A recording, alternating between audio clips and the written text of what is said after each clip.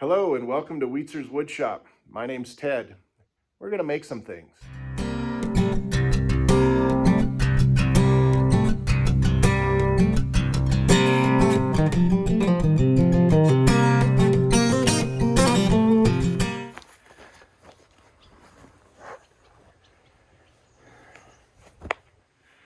All right, well, good morning, YouTubers.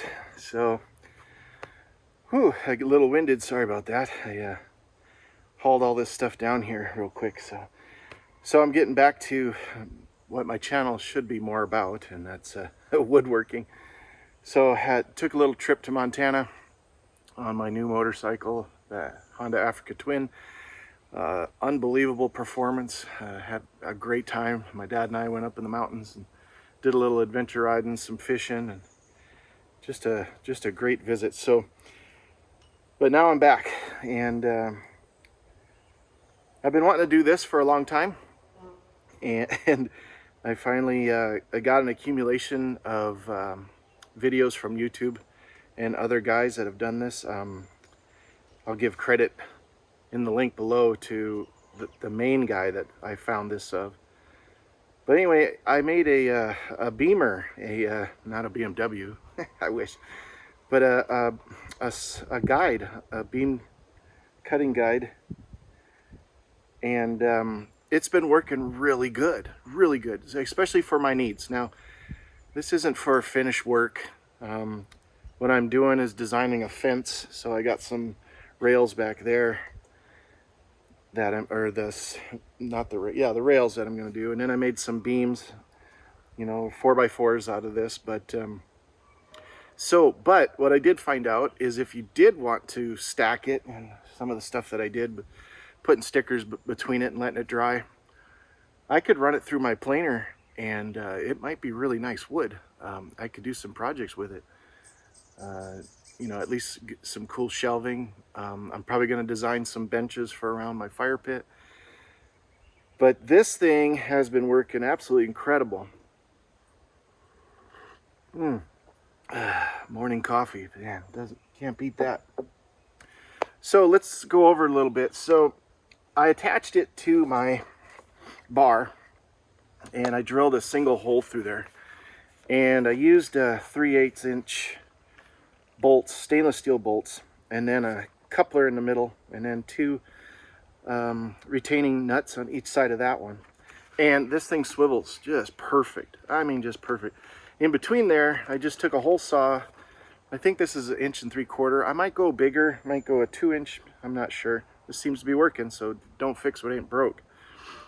And then spaced it out so this had clearance right here, and then that's it. And the concept is this just snaps right onto that thing. A 2x4, the straightest 2x4 you can find, of course. And the concept is as you start it up, you just go along and it tilts and you can just cut it. Now, what I have found out, and I'll show you in the video, if you put it down straight and do whatever, or as straight as possible, you have to elevate this stuff up. But what I did find out is on a couple of passes, it's a lot easier. So on a log about this diameter, which is probably under 10 inches. So yeah, right at 8.5, 9 inches. So I probably make 2 to 3 passes, sometimes more, not many more. The last pass is just an inch or so. But it makes a lot of sawdust, and I'm not even using a ripping chain. So this is actually just a regular chain, which actually works extremely well. But I make some giant chips, and if you can see here, I got some good chips pulling through right there, which is really important because it's ripping right through that, and that's some good stuff. Now, it does make a mess, so you have to get a designated spot for this, but let's get a closer look, and then we'll go over some dimensions, and I'll take some measurements, and then you can copy what I did. If you copy it, make it better. That's what I'm making these videos for. I've got a lot of people that are commenting in at how much I'm wasting my time and how much more effort I'm putting into it. Listen, I'm not getting paid to do this, so I'm a professional homeowner. If you don't like what I did, comment all you want. I could care less. This is something that I came up with that just suits me, and I'm not setting the standards. I'm actually plagiarizing as many people as I can, but I did find some improvements along the way. So if you can get some improvements, improve it. I mean, waste my time. I mean, I'm being extremely productive here, and I don't know what time I'm wasting, but I enjoy this type of stuff. I'm going to continue to enjoy this type of stuff. I'm working outside, talking to the birds every day.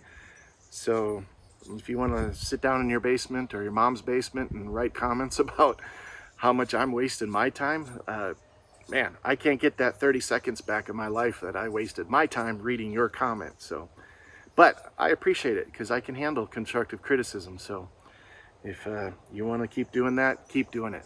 That's what I joined the Navy for, so everybody out here, and served my time in 4 tours in the Middle East. And so if that's what you want to do, guess what? I made that happen. So let's, but otherwise, that was a minority of people, so I think 3. So, but hey, bad publicity is good publicity, right? So, but everybody else, I really appreciate the support that they have been putting through. So let's get to this and give you some dimensions. All right, so here's a top view. Now, I forgot to tell you, this is a 20-inch bar. So I believe in reality, because of deflection and flexing and stuff like that, a 18, 16, or even a 14-inch bar might be a lot better. I would say 16 probably be a lot better, especially for rigidity. So I'm going to stay out of the sunbeam here, and we'll see if we can get some measures. So 2 pieces of plywood, 12 inches long. That's all we got. Each side 12 inches. I got a piece of pressure treated wood in there. You don't have to use pressure treated, but it's just a 2x4 that goes in between, and each one of these is exactly 5 inches long. So we got that. Now in the middle, I have exactly 6 inches from each side in the middle. I have a 2 3/8 inch bolts, and then I spaced it up with some washers on this side, and then a coupler in the middle, just making sure, and then 2 tightening fasteners, or 2 regular bolts or nuts on that side, just to make sure that this doesn't shift. So I've been cutting for days with this thing, and it has not come loose one bit. No Loctite, no anything. So if you decide you want to use a nylon nut in there, nylon locking nut, that's fine, go for it.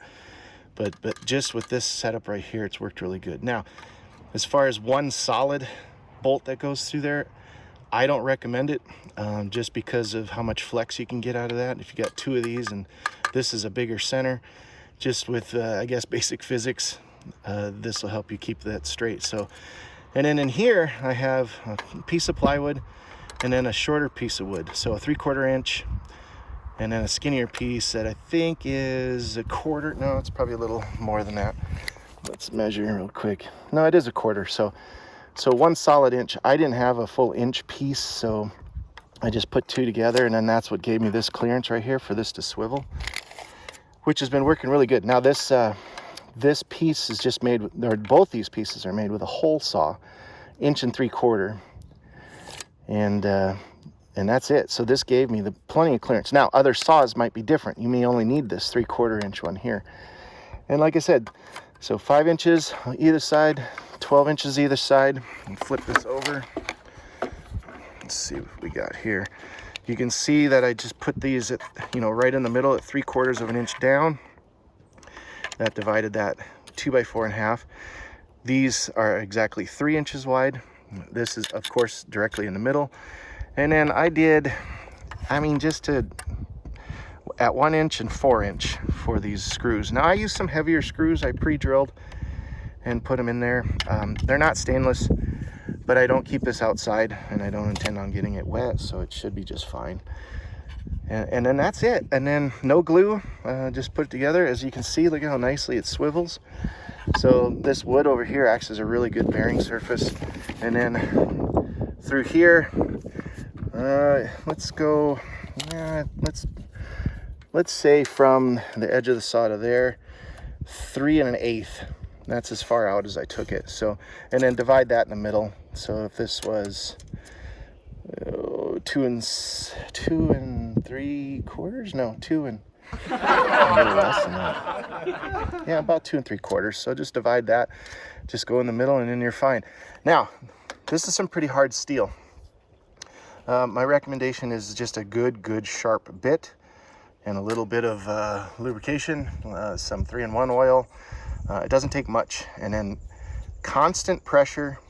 Don't keep coming up and down. I see people always trying to do this and then do this and do this. That's not the secret. Lower RPMs and constant pressure, and this thing will go through there like butter, as long as your bit is sharp. If it starts squeaking and doing whatever, then get a different bit, because that means it's dull. Other than that, super simple setup.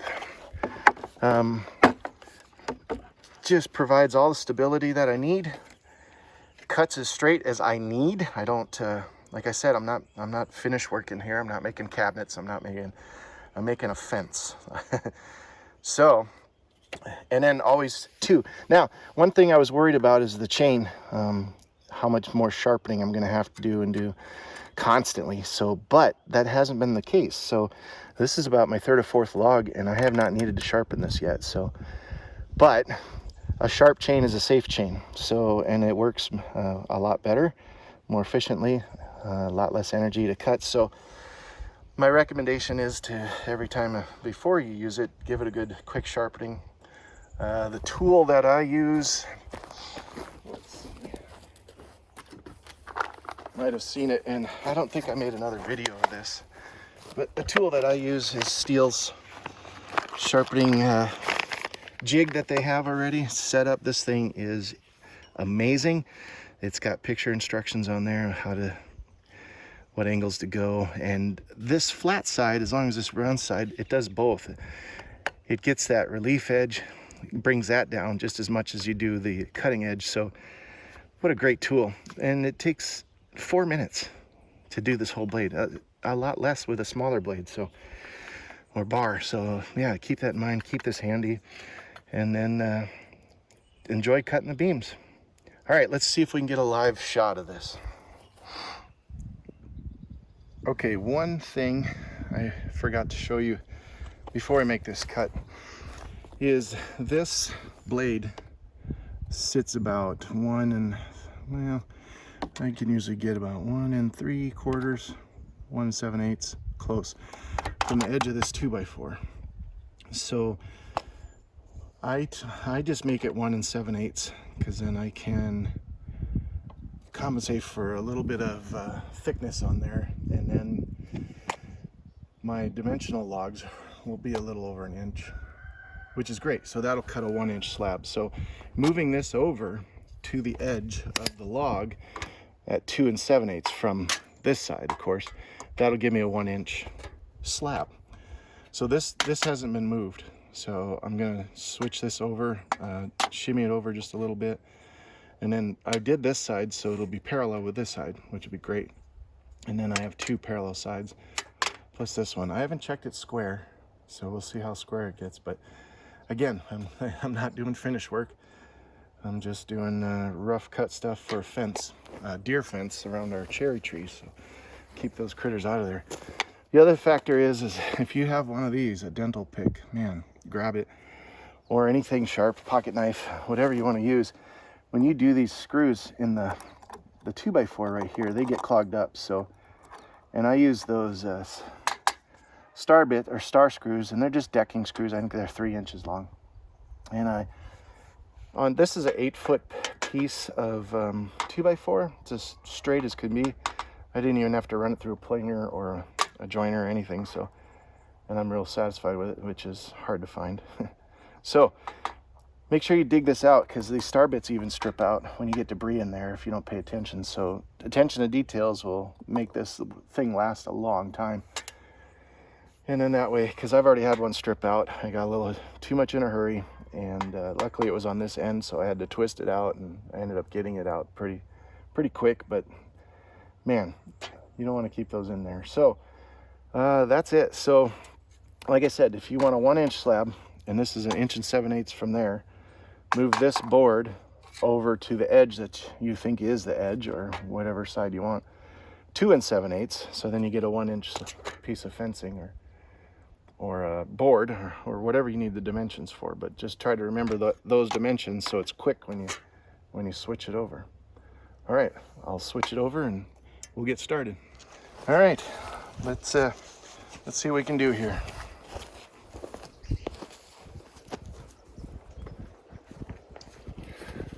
Oh, one thing I was going to tell you. This is about a 6 foot, yeah, maybe a little less, 6 foot, maybe more, piece of wood or log.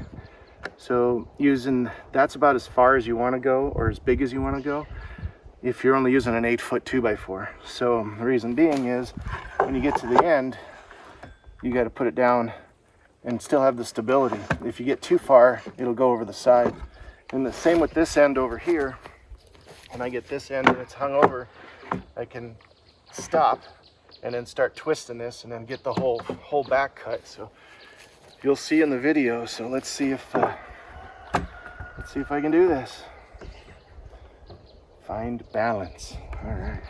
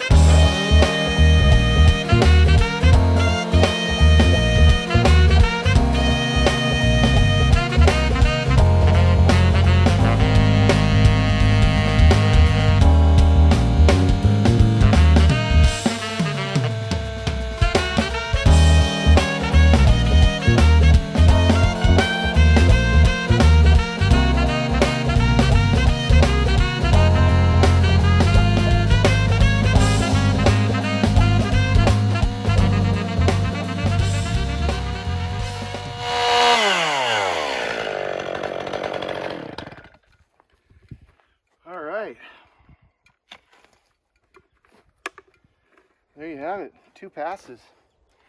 And you see what I was saying at the end? Well, maybe I got a little left there, not too much of it.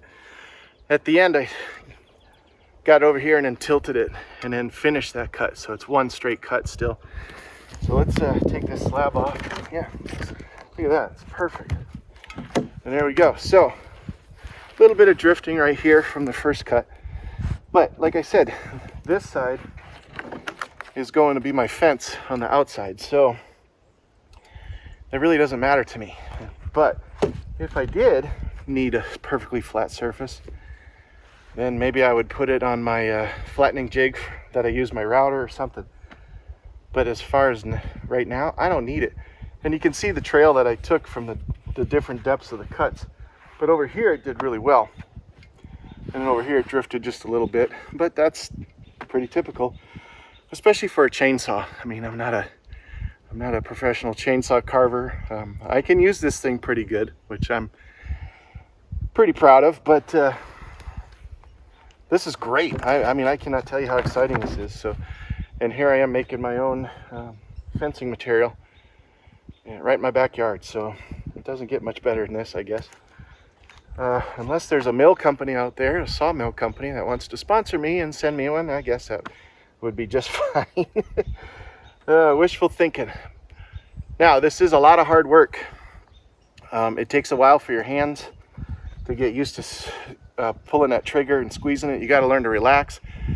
Also, dragging out, you got to check your chain tension because you're cutting it different. So always check your chain tension before you take off. And just have fun. That's what it's all about.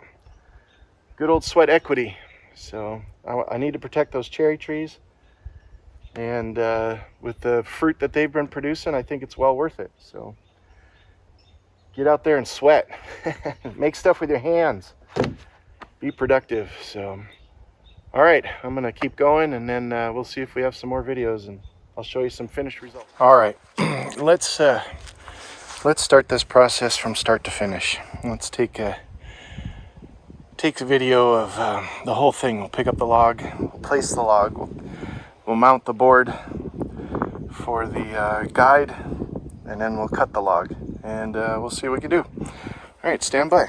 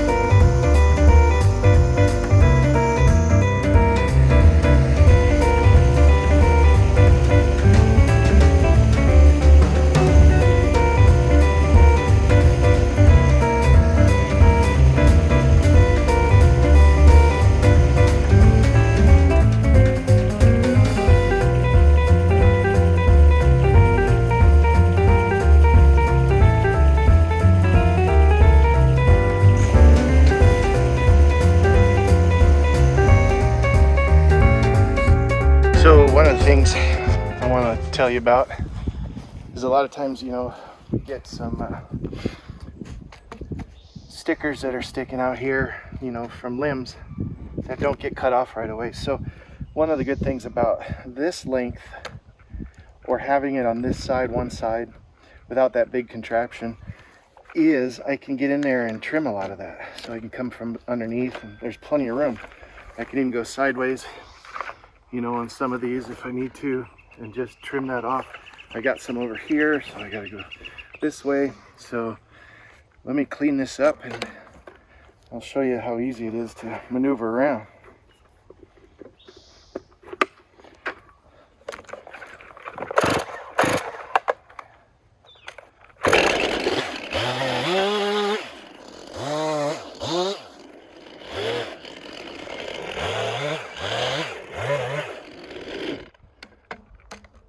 Well, there you have it. I got it all cleaned up, and I didn't have to take this contraption off. All right, let's get this guide bar set up. All right, let's do the first cut.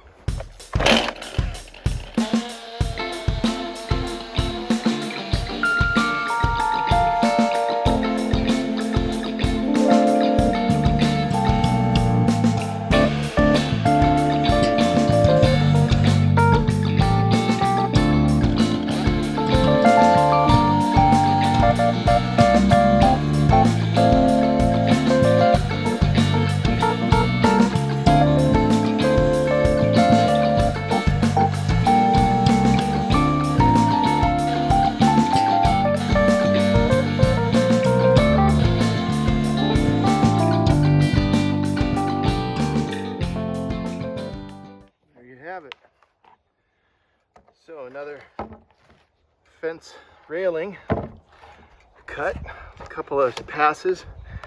So a little bit of shifting, a little bit of waviness right here, but like I said, it's for the fencing, so you want to be perfect, do something else.